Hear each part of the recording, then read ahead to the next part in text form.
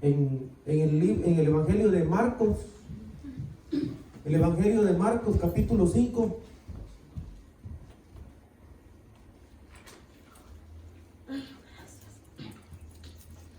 El Evangelio de Marcos capítulo 5. Empezamos ya a incursionar en el Evangelio del Señor, hermano. El mensaje de Dios. Usted sabe que hay un versículo muy conocido en Romanos 1:16, ¿verdad? Que dice: no me avergüenzo del Evangelio. ¿Por qué? Porque es poder de Dios. Y lo que nosotros, ¿cuántos aman el Evangelio puro? ¿O cuántos quieren, o queremos, mejor dicho, que volvamos al Evangelio original? ¿Verdad? Necesitamos urgentemente. ¿Por qué? Porque el Evangelio original o el Evangelio de Cristo es el que el Señor respalda, ¿verdad? Dios respalda, pero su palabra. Entonces, mucho de nosotros, ¿verdad? El Evangelio se ha distorsionado, se ha menguado, se ha rebajado. Pero nosotros necesitamos volver al Evangelio original, al Evangelio del Padre. Y ese Evangelio que era del Padre pasó a ser, si usted lo puede ver en los primeros capítulos, versículos de cada Evangelio, dice ahora Evangelio de Jesucristo. Ahí lo vamos a leer para que usted se dé cuenta. En el Evangelio de San Marcos, capítulo 5, dice que hay tres cosas que aconteció ahí. Ese es el Evangelio puro. El Evangelio de Marcos, capítulo 5:1. Ese es el Evangelio puro. Dice que el Evangelio, ¿para qué lo trajo Cristo? El Evangelio lo trajo el Señor para restaurar al ser humano, a restaurar al hombre, ¿verdad? Lleno de pecado, lleno de maldad. Pero vamos a ver algo aquí nada más, ¿verdad? Rápido. En el versículo 1 dice: vinieron al otro lado del mar, a la región de los Gadarenos. Y cuando salió él de la barca, enseguida vino a su encuentro de los sepulcros un hombre con un espíritu inmundo, que tenía su morada en los sepulcros, y nadie podía atarle ni aún con cadenas, porque muchas veces había sido atado con grillos y cadenas, mas las cadenas habían sido hechas pedazos por él, y desmenuzados los grillos, y nadie le podía dominar. Y siempre de día y de noche andaba dando voces en los montes y en los sepulcros, hiriéndose con piedras. Cuando vio pues a Jesús de lejos, corrió y se arrodilló ante él, y clamando a gran voz dijo: ¿qué tienes conmigo, Jesús, Hijo del Dios Altísimo? Te conjuro por Dios que no me atormentes. Porque le decía: sal de este hombre, espíritu inmundo. Y le preguntó: ¿cómo te llamas? Y respondió diciendo: Legión me llamo, porque somos muchos. Y le rogaba mucho que no le enviase fuera de aquella región. Estaba allí cerca del monte un gran hato de cerdos paciendo, y le rogaron todos los demonios diciendo: envíanos a los cerdos para que entremos en ellos. Y luego Jesús les dio permiso, y saliendo aquellos espíritus inmundos entraron en los cerdos, los cuales eran como 2000, y el hato se precipitó en el mar por un despeñadero, y en el mar se ahogaron. Ahí dejémoslo, levante su mano derecha y pidámosle al Señor que envíe su palabra con poder, con autoridad, ¿verdad? Porque hay cosas que Dios quiere sacar, quitar, limpiar de nuestras vidas.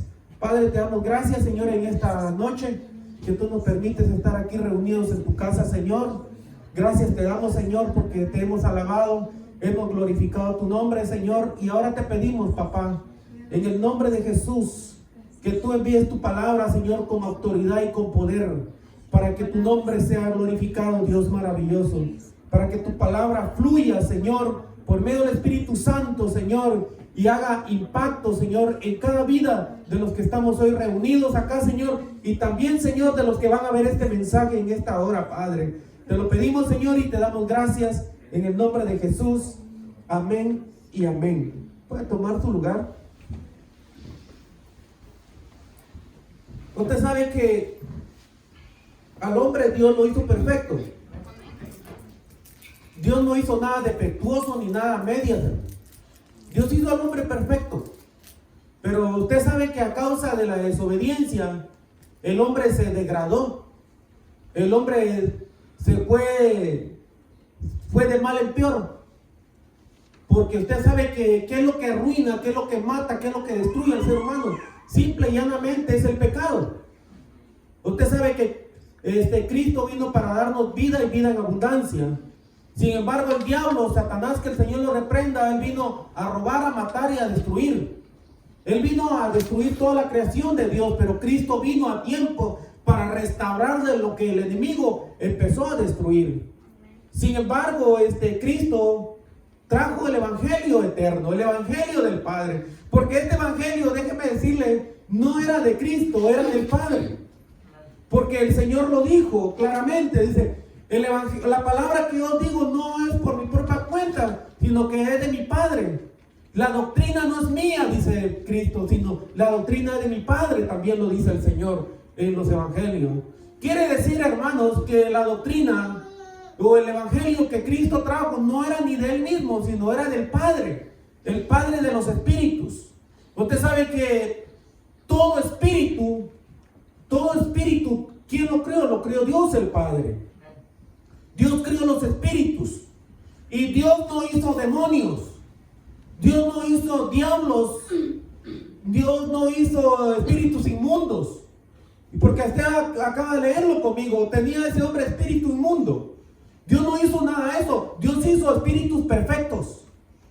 Dios hizo espíritus perfectos. ¿Por qué? Porque nuestro Dios, nuestro Padre, ¿qué es? Él es perfecto. Y usted sabe que el Señor le dijo a sus discípulos: sean perfectos como mi Padre es perfecto. Dios hizo todos los espíritus perfectos. De Él proceden todos los espíritus. Eso dice también en Hebreo que Él es el Padre de los espíritus. ¿Cuántos han leído esa escritura?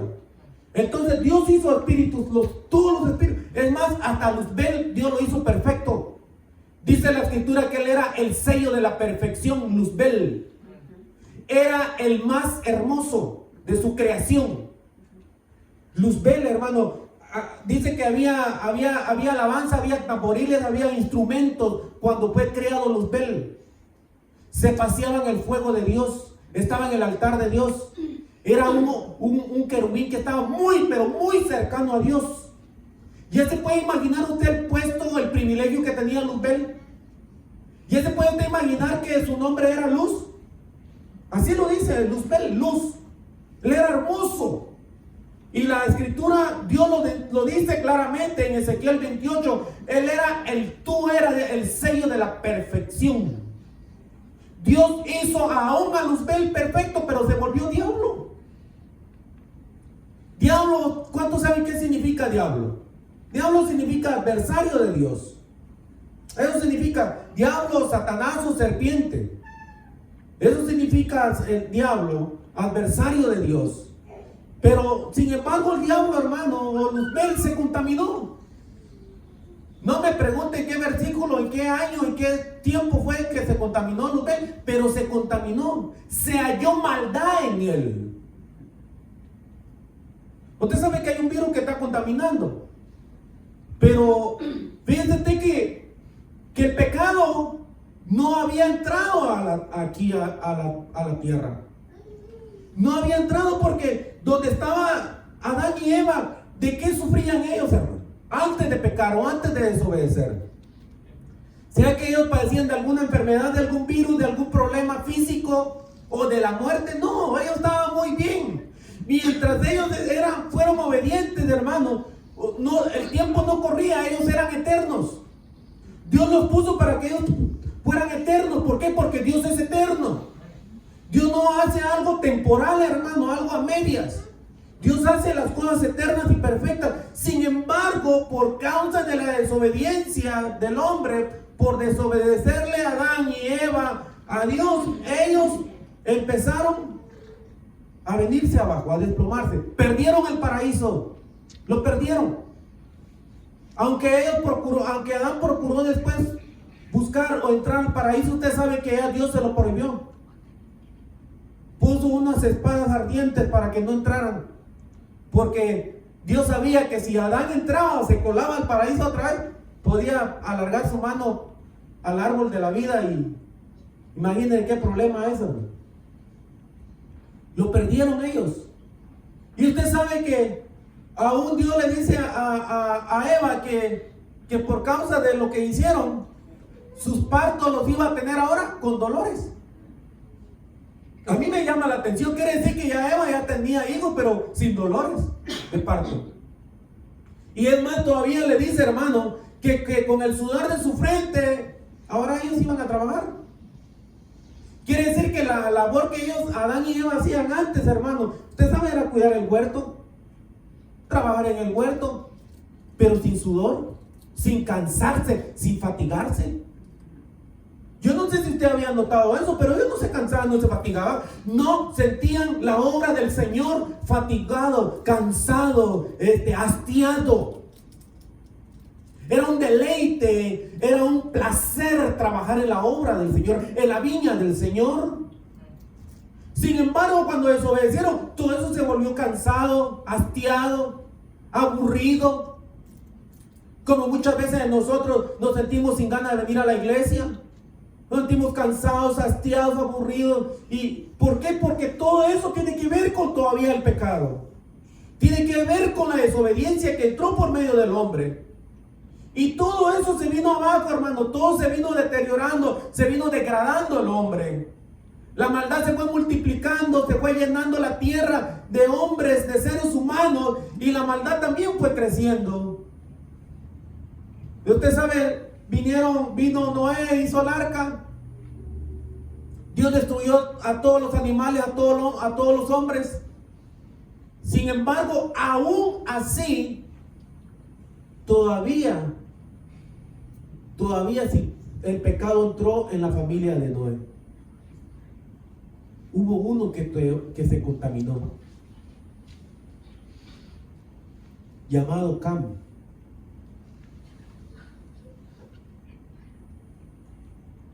Usted sabe que 3 hijos tenía Noé, ¿verdad?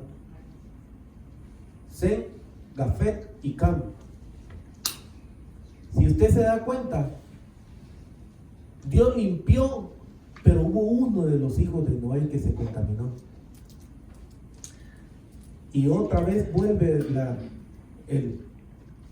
a contagiar. Miren, lo más contagioso que hay, eso el hombre jamás lo va a exterminar. El hombre jamás lo va a exterminar.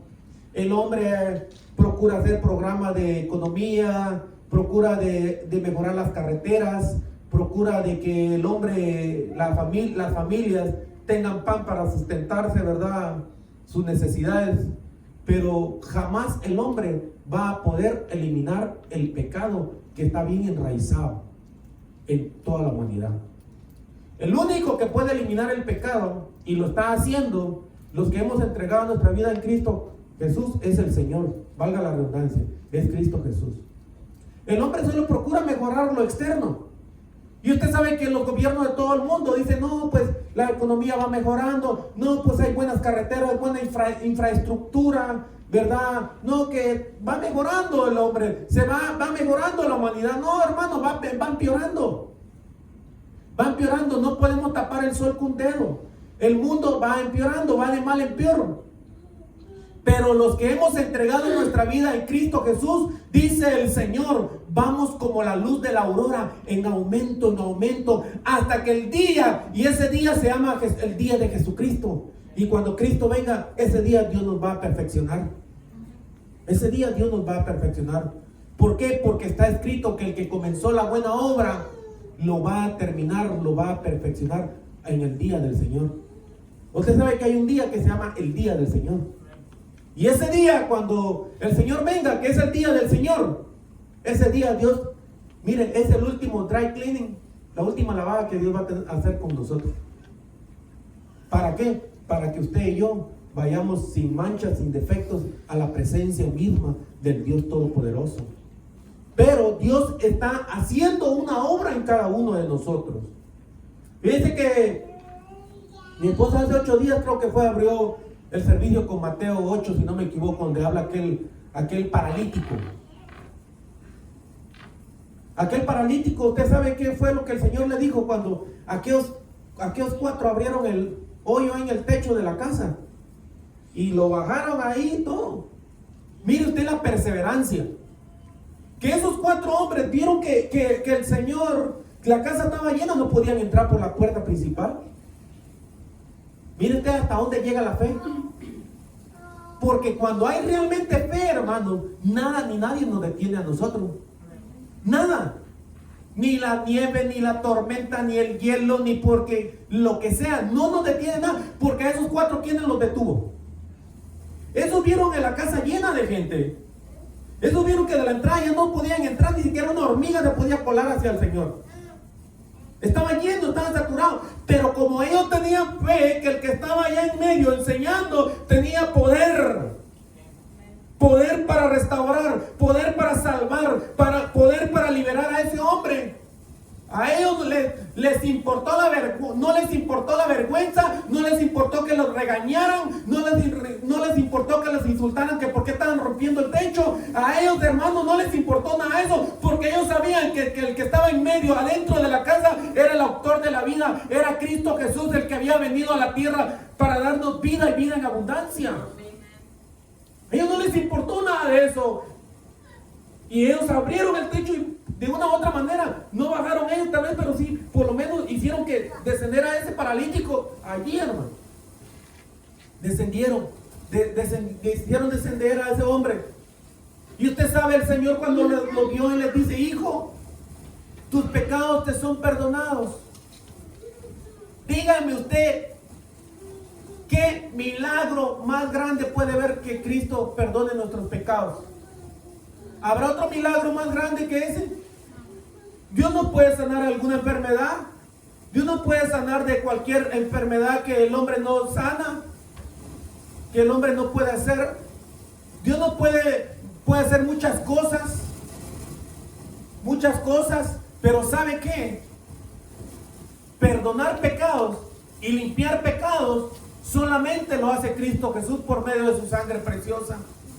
Solamente lo hace el Señor.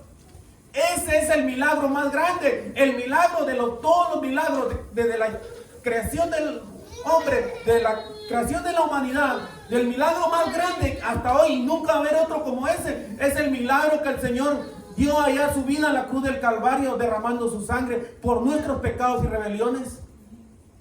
Porque solamente Jesús salva, solamente Cristo nos limpia de nuestra maldad, hermano. Aunque usted y yo no lo miremos con nuestros ojos naturales, aunque usted y yo no lo podamos percibir con nuestra mente humana, pero sí, el milagro más grande es que, ¿sabes qué? Que tu nombre tal vez ya estaba allá para irte al infierno, tú y yo, pero ahora el milagro más grande que hizo Cristo después que nos lavó con su sangre preciosa es que nuestro nombre ahora esté escrito en el libro de la vida. Y se lo voy a probar con la escritura, que ese es el milagro más grande. Eso es lo más grande que Cristo vino a hacer a nuestras vidas. ¿Sabe por qué? Un día el Señor envió a 12, después envió a 70, y estos 70 cuando regresaron dice que ellos venían gozosos. Y entonces el Señor se les queda viendo y le dice: pues ustedes, ¿qué pasó? No, el Señor, venimos gozosos. ¿Y por qué? Porque viera que los espíritus inmundos se sujetaban. Poníamos las manos, Señor, y la gente era sana, la gente era libre. Y lo que me llama más la atención es que el Señor les dice a ellos: ustedes se gozan por eso, gócense mejor. Oigan, como quien dice, el Señor dijo: mejor, el verdadero gozo es que su nombre está escrito en el libro de la vida. ¿Sabe usted que eso fue lo que les dijo el Señor a ellos? Gócense mejor que su nombre esté escrito en el libro de la vida. Porque será que a un hombre o una mujer que Cristo libere, será que no lleva el riesgo a que, si no se cuida, si no anda por el camino de santidad, si no anda obedeciendo al Señor, será que no se vuelve a contaminar y su vida postrera queda peor? ¿Sí? Eso lo dijo el Señor. Eso lo dijo el Señor. ¿Será que hay gente que Cristo ha liberado y se han perdido, se han vuelto otra vez al mundo. Sí, hay, y montones. Hay montones. Y su vida de ellos, su postrer vida viene siendo peor que antes. Pero nosotros tenemos que mantenernos en el propósito de Dios. Tenemos que mantenernos en el camino de santidad. Es más, el Señor lo dice: yo soy el camino, la verdad y la vida. Nosotros tenemos que permanecer en Él. Eso dice el Señor: permanezcan en mí. Y sabe usted que si nosotros no permanecemos en Cristo, ¿qué va a suceder? ¿Cuántos han visto una rama de un árbol cuando se desgaja de un árbol? No se rompe literalmente por completo, sino se desgaja. ¿Qué pasa con esa rama? ¿No te da que se va secando? ¿Y qué hace usted o yo cuando ve una rama de un árbol ahí desgajada en su casa? O usted dice: no, esta rama no sirve. Usted va, lo termina de cortar, y ¿qué hace? Lo echa al fuego o se va secando simplemente.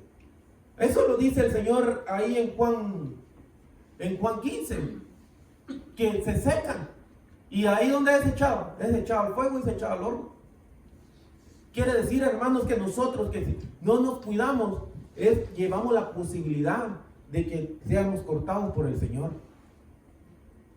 Y usted sabe que mantenerse uno en el Señor no es difícil, pero tampoco imposible.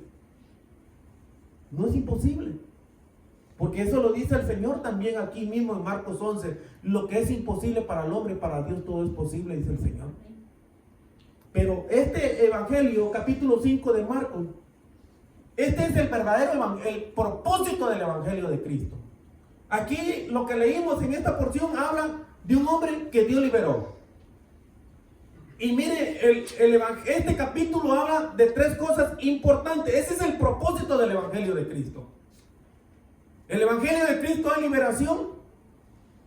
El evangelio de Cristo, ¿cuánto también es sanidad? Pero también el evangelio de Cristo es resurrección. Este capítulo 5 del evangelio de Marcos tiene los tres elementos que es el propósito del evangelio del Señor: liberación, sanidad y resurrección. Ese es el evangelio de Jesucristo.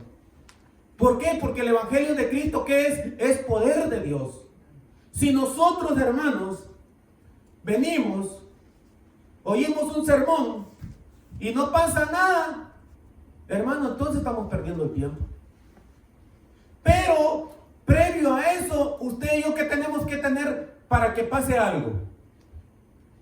¿Qué tenemos que poner a nuestros oídos para oír, atender el mensaje de Dios? ¿Por medio de qué viene la fe? Por medio de oír la palabra, por medio de atender el mensaje de Dios. Usted y yo tenemos que enfocarnos, concentrarnos, hermano. No estamos 2, 3, 5, 10 horas en la iglesia. Son minutos que estamos nada más, hermano. Y esos minutos, mire, póngate toda su atención, su mente, su cuerpo, su alma, su espíritu, todo su ser, concentrarse en el mensaje de Dios, porque eso va a marcar la diferencia con el vecino. ¿Sí? ¿Cuántos saben que en una iglesia unos van creciendo y otros van igual o peor? ¿Será que el Señor hace excepción de personas? No, Dios no hace excepción de personas. Lo que sucede es que nosotros tenemos que enfocarnos que Dios quiere hablarnos y que Dios quiere que usted y yo hagamos para que veamos la gloria del Señor. De lo contrario no va a pasar nada. Dice que el Señor entró a su ciudad, a su tierra, llamado Nazaret. Jesús, el Señor. Dice la Escritura que Él casi no hizo ni un milagro allí. ¿Por qué? Porque vio la gran incredulidad que tenía la gente. Quiere decir que el Señor puede estar aquí literalmente, físicamente con nosotros, pero si nosotros no tenemos fe, no va a pasar nada, hermano. Solo nos vamos a emocionar. Solo nos vamos a emocionar, solo vamos a sentir nada más mariposas en el estómago, qué sé yo, algo nada más, pero no va a pasar nada. Sino que nosotros tenemos que, ¿sabe qué actitud quiere el Señor que usted y yo nos acerquemos? ¿Sabe cuál es la actitud? Como aquella mujer que aquí mismo está en el capítulo 5 de Marcos, aquella mujer de flujo de sangre. Esa mujer dice que oyó hablar de Jesús. Alguien le habló del Señor. Y el Señor iba en medio de una gran multitud. Todos le apretaban, todos lo tocaban y no sacaban virtud del Señor, hermano. Y esta mujer como pudo se fue metiendo hasta que llegó donde iba el Señor y tocó el borde de su manto. ¿Y qué sucedió de inmediato? Poder salió del Señor. Y el Señor dijo, alguien me tocó. Y los discípulos, Señor, ¿cómo estás diciendo que alguien te tocó? Pues si todos te vienen apretando, todos te vienen tocando, Señor. ¿Cómo dices tú que alguien te tocó si todos te están tocando? No, porque poder salió de mí, dijo el Señor. Hermano, puede estar el Señor aquí físicamente y si lo tocamos, pero si no sacamos virtud de Él, no pasa nada, hermanos. No va a pasar nada. Aquella mujer, hermano, se metió. Digo, si tan solo tocara el borde de su manto, eso se llama fe. Se esforzó esa mujer. Esa mujer, imagínate, 12 años de flujo de sangre con esa gran anemia, esa gran debilidad, hermano. Esa mujer ya no tenía fuerzas. Pero los que realmente tienen fe, los que realmente han creído en Cristo Jesús, hermano, aunque miran que sea arrastrándose por esa puerta, hermano, el Señor los está esperando para que Dios los toque y sean sanos en su nombre.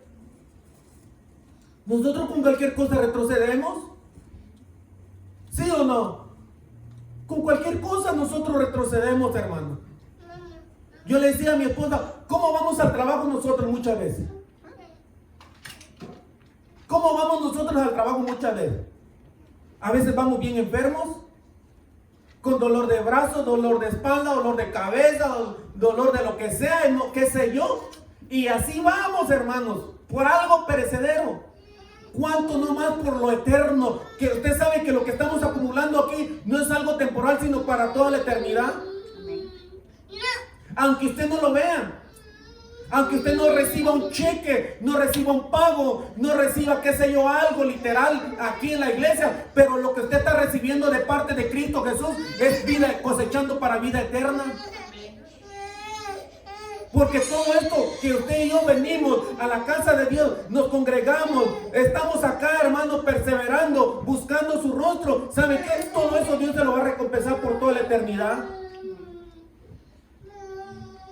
Aunque usted no me lo crea, tal vez habrá alguien que no lo crea, pero ¿sabe qué? En aquel día usted va a llegar conmigo y decir, sí, pastor, es cierto, mire todo lo que tengo. Y yo le voy a decir, comparta ahora. Sí, hermano, porque ese es el Evangelio de Cristo. El Evangelio de Cristo no es nada más emocionarnos. Mire, qué bueno que usted y yo, que el Espíritu Santo lo toque, que ministre el Espíritu Santo su alma, su corazón, usted llore, se quebrante. Esa es una bendición, derramar su alma, su lágrima delante del Señor. Pero tenemos que ir más allá, hermano, creer. Porque sin fe es imposible agradar a Dios. ¿Cómo vamos a mover el brazo de Dios? ¿Cómo? Creyendo su palabra. Creyendo su palabra. Ese es el Evangelio de Cristo. Había un hombre, pero ahora, perdón, déjenme aquí. ¿Cuántos quieren que Dios nos quite muchas mentiras que nos han inculcado, hermano? Usted sabe que ahora, usted me va a decir si es cierto o es mentira. Ahora yo declaro que sea sano y al otro día se muere el pobre, ¿no? ¿Sí o no? ¿Usted sabe que ahora se habla mucho de las declaraciones? ¿Cuándo ve usted al Señor Jesucristo en los 4 evangelios que el Señor declaró algo? ¿Sabe qué le decía el Señor a la gente? Tu fe te ha sanado, tu fe te ha salvado. ¿Sabe usted qué eso le decía el Señor a la gente? Tu fe. A unos ciegos les digo que sea hecho conforme a vuestra fe. Hermanos, si no, no va a pasar nada. que sea hecho conforme a la fe. Pero ¿sabe qué? Me llama mucho la atención porque el Señor primero da el mensaje. Y que después de que da el mensaje, empezaba el Señor a hacer sanidades, milagros, prodigios, señales. Porque primero, ¿qué es lo que genera fe en nuestros corazones? Es la palabra de Dios. Mire que dice, vaya conmigo a Lucas. Lucas 6:17. Lucas 6:17. Cuando lo tengan, me confirma con un amén. Ahí está. Vamos a leer hasta el 19. Y descendió con ellos y se detuvo en un lugar llano, en compañía de sus discípulos y de una gran multitud de gente de toda Judea, de Jerusalén y de la costa de Tiro y de Sidón, que había venido, aquí habían llegado al Señor, que habían venido, ¿para qué? Para oírle. ¿Y para qué? ¿Se da cuenta el orden? Habían llegado toda esa gente para oírle y para ser sanados de sus enfermedades. Y los que habían sido atormentados de espíritus inmundos eran sanados. Pero mire el otro versículo, es el que me llama la atención. Mire qué dice acá. Y toda la gente procuraba tocarle. ¿Por qué? Porque poder salía de él y sanaba. ¿Qué tenemos que hacer nosotros entonces? En primer lugar, le voy a hacer la pregunta de oro. ¿Cuántos creen que Cristo está aquí en medio de nosotros? No está físicamente, pero está su presencia, su espíritu. Y entonces, ¿qué tenemos que hacer nosotros? Ay, hermano, pero eso de que esté aquí, a saber, hermano. ¿Cuántos creen que realmente el Señor, hermano, desciende en nuestras reuniones? ¿O está siempre en nuestras reuniones? ¿Ay, qué nos toca qué hacer a nosotros? No, hermano, pero no está físicamente como está la gente. Claro. Aquí está el Señor, Él lo prometió. Él prometió que donde 2 o 3 iban a reunir en su nombre, Él iba a venir y se iba ¿a qué? A manifestar. Pero tenemos que creer, hermanos. No, hermano, es que no creo. Ay, hermano, tenemos que creer. Tenemos que ir en contra de nuestra mente. En contra de todo diagnóstico, hermano. En contra de lo que digan los médicos. En contra de lo que diga la gente. En contra de lo que diga la familia. En contra de lo que diga quien sea, hermano. Tenemos que aferrarnos a la palabra de Dios. Que Él está aquí en medio de nosotros. Que Él se manifiesta. Que su presencia está con nosotros. Pero tenemos que esforzarnos. Tenemos que procurar tocar el borde del Señor. Tocar su manto. ¿Y cómo, hermano? Creyendo la palabra de Dios. No hay otra opción, no hay otra manera. No hay otra manera, hermano. Pero a lo que yo les dije hace unos minutos, yo no puedo, hermano, declarar. ¿Qué tal si yo declaro? Yo sé que con mi hermana hay confianza. Declaro algo con mi hermana y tal vez está cavilando su corazón. O declaro algo con mi hermano que está allá parado y tal vez está cavilando su corazón. Y va a decir el hermano, miren, el hermano declaró y no pasó nada. ¿Me entienden? No sé cuántos me están entendiendo. Tenemos que, hermano, usted y yo tenemos que enfocarnos a atender la palabra de Dios. Para que la palabra de Dios se haga vida en cada uno de nosotros. Porque de lo contrario, hermano, no va a suceder nada. Vaya conmigo ahí mismo en Lucas 5. Lucas 5:1. Mire qué dice el versículo 1.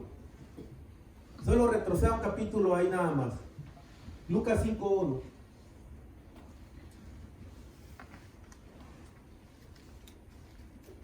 Mire cuando el Señor se reunía ahí en la orilla de la playa. Aconteció que estando Jesús junto al lago de Genezaret,